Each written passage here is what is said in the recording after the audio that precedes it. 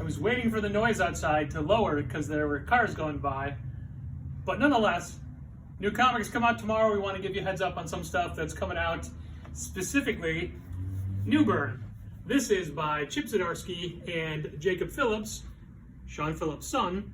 It is what you'd expect from a Phillips. It is crime noir.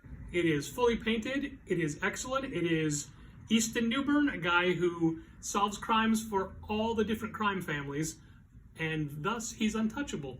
Or is he? This is the first story arc. Excellent stuff. I'm going to point out a trade paperback or a hardcover as well. It's a collection. Batman 89 in hardcover. This is by Sam Hamm, the screenwriter for the original Batman 89 film, and has awesome art by Joe Quinones.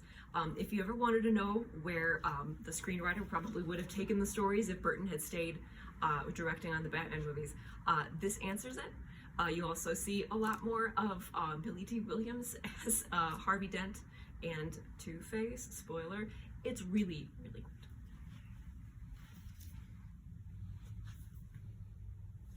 good. Neverlanders. Not Neverenders. Neverlanders. You know why it's called Neverlanders? Because it's kind of a Peter Pan type thing, but the reason this is in my pile, written by Tom Taylor, the guy who's made Nightwing the best superhero book on the market right now. And it is, it's a YA graphic novel. It is definitely Peter Pan related. There's a very foul-mouthed Tinkerbell in there, and this is hopefully the start of something longer than this, but this book is a lot of fun. I want to point out an anthology book from DC this week, Saved by the Bell Rev, love the pun.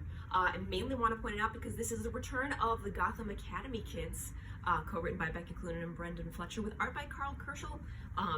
It's a delight. I'm so excited to see those characters back. Another Thunderbolts book. I know, there have been a lot. This one spins out of the events in Devil's Reign, but don't worry, you don't have to have read that to read this.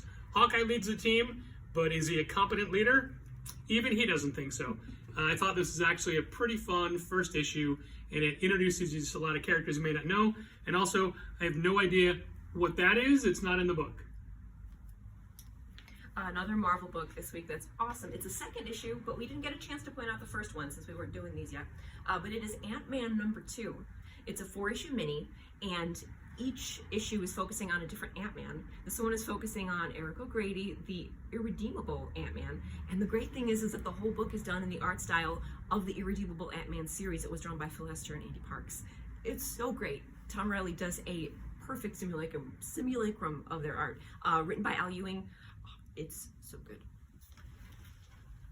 This is a local book done by Dan Doherty and John Westhoff, Drumsticks of Doom. Think heavy metal and werewolves. And speaking of wolves, cover by Maria Wolf. And we've got Blink again, #2. We didn't get to point out the first issue, but this is written by Christopher Sabella with art by Hayden Sherman, has like 3 series going on right now. It's wild. But Chris Sabella also wrote Dirtbag Rapture, which is really fun and crowded.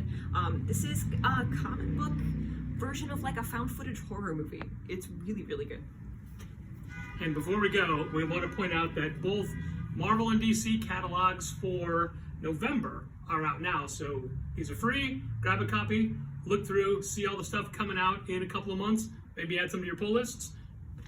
We'll see you tomorrow. Keep reading comics.